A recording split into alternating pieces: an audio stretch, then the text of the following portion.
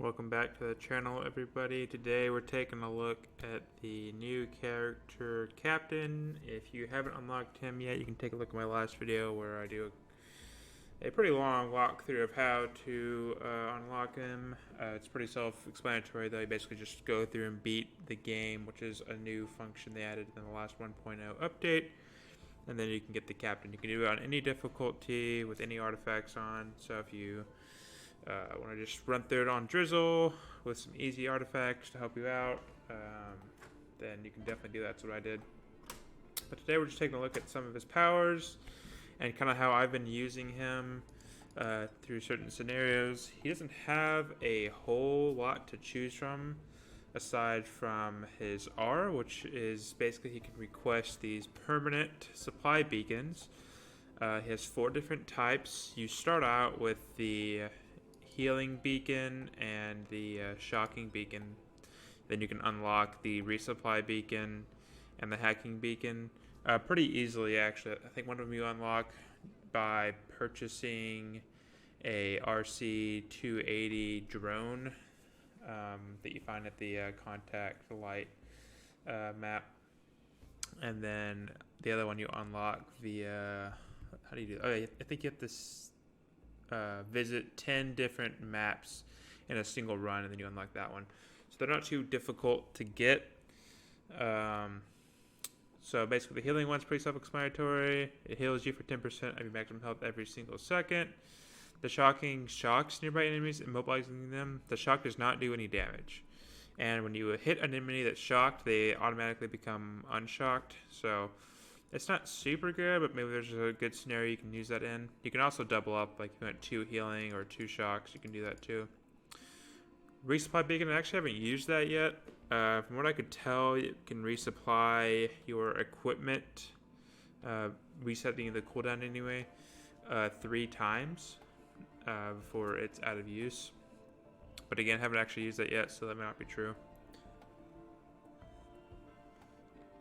Sorry, taking a sip of wine real quick. Alright. And then the hacking, which is one of my favorites, it hacks all nearby purchasables to the cost of 0. So anything at all that has a $sign next to it to buy it with gold, you can get. So it doesn't work on lunar items, but it works on gold shrines, regular shrines, large chests, regular chests, what else? Drones, all that stuff that costs money. It can purchase. It can reduce it down to 0.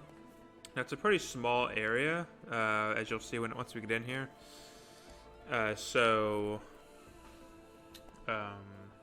You can basically only use it on one thing at a time, unless you just get lucky with a couple of things grouped really close together.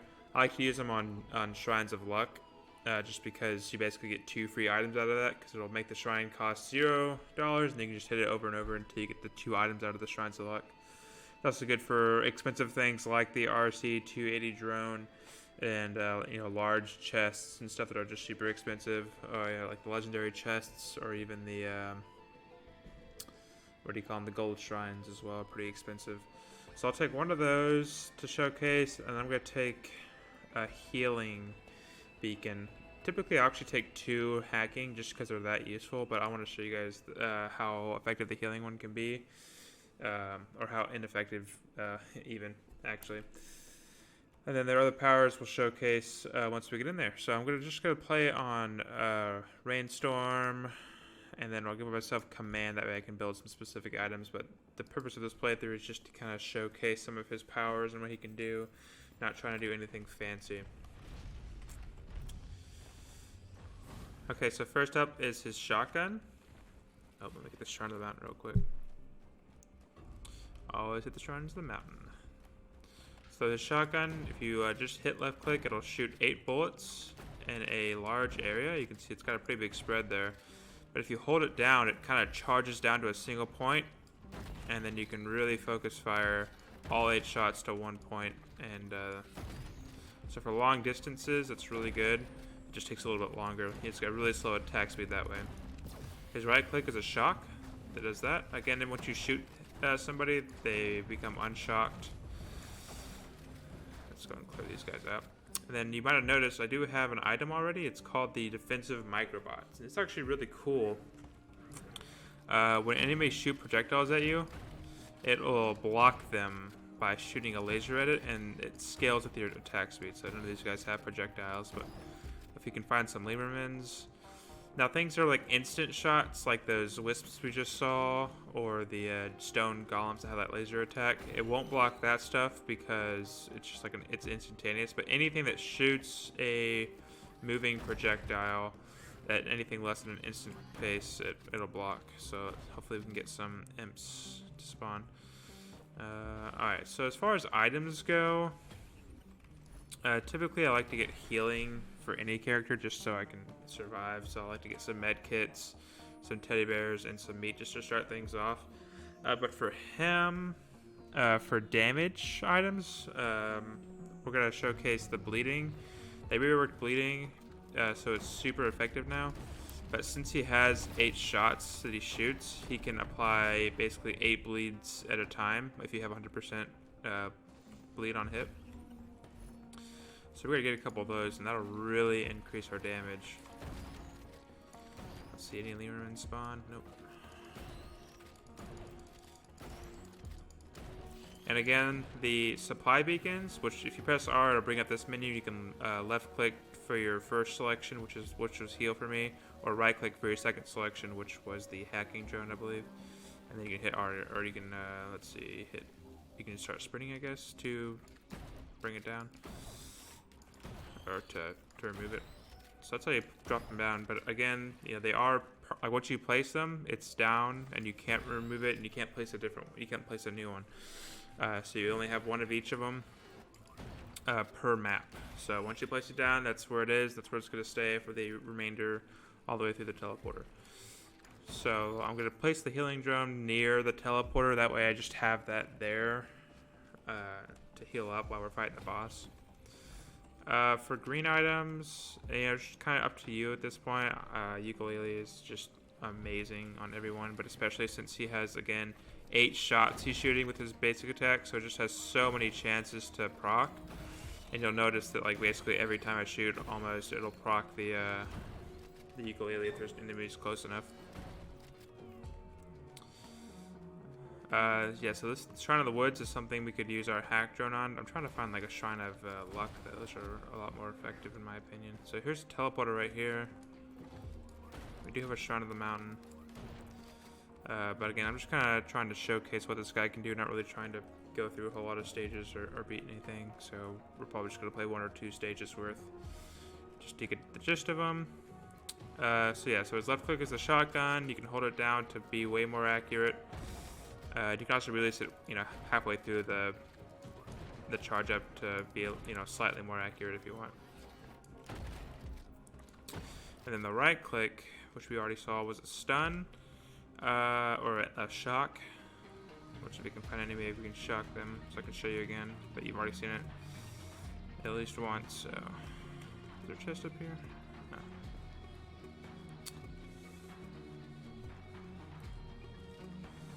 And then the shift is actually, it's a pretty cool power, but let me showcase the shock officially right here. So here's this guy, we'll shock him, and then he'll be stunned for quite a while. It does a little bit of damage. Then, yeah, he's shocked for a good amount. Then, again, if you shock somebody, and then hit him, oh, there we go, then he immediately becomes unshocked, I guess. So, I don't know. It's kind of effective against these golems too to prevent them from lasering you immediately. And then if a Lemurman never spawns, then I can show you the microbot a little bit more. So the shift, when you hit shift, it he brings up his right arm, and then you can start left clicking 3 times, and it'll charge up, and then like a little orbital strike. That does a ton of damage. In a pretty big area, so if you just have a big group of enemies you want to clean up, it's a great way to do it. Also, if you just want to drop down 3 really quickly onto a boss, you can do that too.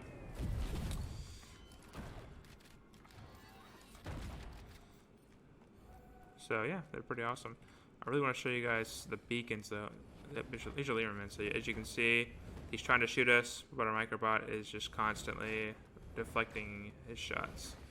And even have 2 at a time shooting at us, and we're still good.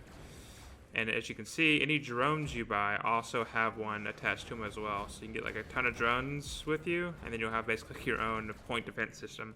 So I think that's super awesome. It makes them really, really strong against guys with projectiles. So that includes like bells, even the Wandering Vagrant shots that can block. Again, it does have a limit to how many shots it can block, and that scales with your attack speed. So like a Wandering Vagrant volley, if you have base attack speed, it's not going to be able to block all of them, just a couple of them.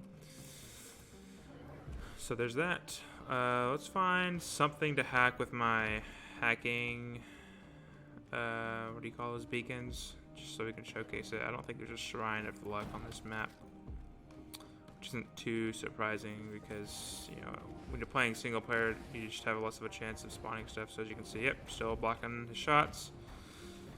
It's just super awesome. Oh, here we go. Yeah, so yeah, I did get hit. And I'm getting hit by one of the shots because there was just too many coming at me at once, so I couldn't block them all. Let's use our shift ability, clean some of those guys out. Yeah, so a ton of damage right there. And then we'll use our hacking to just hack this small chest here, I guess, just so we can showcase it. So it'll land, and it'll start hacking one thing at a time for everything in its radius.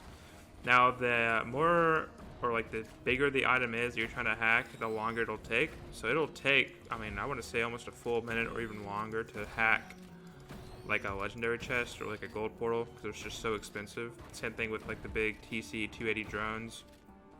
So you guys haven't seen those yet. They spawn in the like snowy place. I think it's called like Contact Light Survivor Camp or something like that. They spawn there sometimes. It's actually kind of a rare spawn. But you can hack those, and it takes a long time to hack those as well because they are very expensive. That's pretty much it. The only thing I haven't showcased yet is the heal beacon as well as the other 2 beacons, but we only have the heal and the hack equipped right now. But as you can see, if I hit R again, if I right click, nothing happens because the hack is already down over there, and I can't place another one down. So that's all. You only get one per stage, one of each per stage. So that's kind of why I like to have 2 hacking things, because I just think they're so OP. And the heal, like while it's like good to have any amount of heal you can get your hands on, because it's such a small radius, they're all the same radius. It's such a small radius of healing, and you can just get a lot better healing through items. Especially, I guess it's kind of a little bit cheating because I have command on, which allows me to pick and choose my items, so I can pretty quickly get some good healing items. But even still, it's the healing quickly becomes irrelevant late game, just because you're just gonna have so much better healing and quicker acting healing items late game typically. But yeah, here's the healing. So you can see it heals me 10% of my health each second, but I think it's actually healing like 2% every like what would it be, 0.2 seconds, I guess. So it doesn't heal you every second, it just heals at the rate of 10% every second. Alright, so that's pretty much everything. Again, also these beacons, when you drop them down, they kind of have the same effect as these shift things do. They do 2,000% of your damage when you drop them down.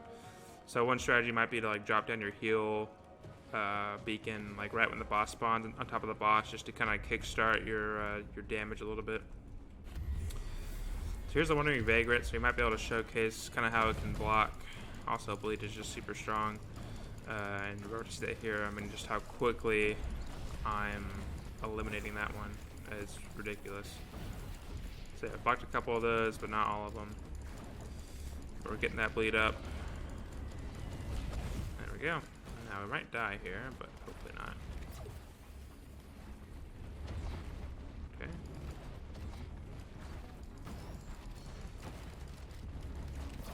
Oh boy. Dodge. Okay, nice. Let's grab a missile and a will-o-wisp and get to our heal circle. There we go. And now let's light these guys up. Drop our aerial attack thing. There we go. So yeah, he's really fun to play. if you don't get enough items early on, like if you're playing multiplayer and you got people stealing your items, or maybe you die and you just don't get the opportunity to get items during some stages, you know, like any character really, I mean, he can fall behind pretty quickly. But the fact that he has that hacking thing, once you get it unlocked, you can have the hacking beacon. Just carry 2 of those, and you'll be able to like, get tons of items immediately. I mean, if you find 2 shrines of luck, you know that's basically 4 free items right off the bat. If you find like a group of chests that you can reach with this size radius, then you can hack all those chests up and get a ton of free items right off the bat. So it's pretty useful. The only time that you wouldn't want to use the hacking beacon, I guess, if you were playing with the Enigma. I think it's called Enigma anyway. Or maybe, no, I think it's called Sacrifice. If you're playing with the Sacrifice artifact where where chests don't spawn, but monsters drop chests instead, then it's a little less helpful then, because there's not anything to buy besides drones, and drones are typically pretty affordable. So, yeah, that's the gist of this guy. Really fun to play. Highly recommend unlocking him if you haven't already, and going and unlocking his 2 other beacons, because they're pretty easy and quick to unlock with one simple run. So definitely recommend doing that and trying them out and playing around with them. But yeah, I think that's all we have for today. If you want to see more gameplay with the captain or anything else having to do with Risk of Rain, let me know, and I'll see what I can do. I don't have a set schedule of uploading yet. I'm just kind of doing it when I can. But hopefully, you know, we're trying to do, by we I mean me, you know, once a week at least. But hopefully, you know, 2 or 3 times a week would be preferable for the moment anyway. Maybe once I get more used to things, I can start uploading daily or every 2 days or something like that. Okay, but yeah, again, that's it. Hope you guys enjoyed, and we will see you next time.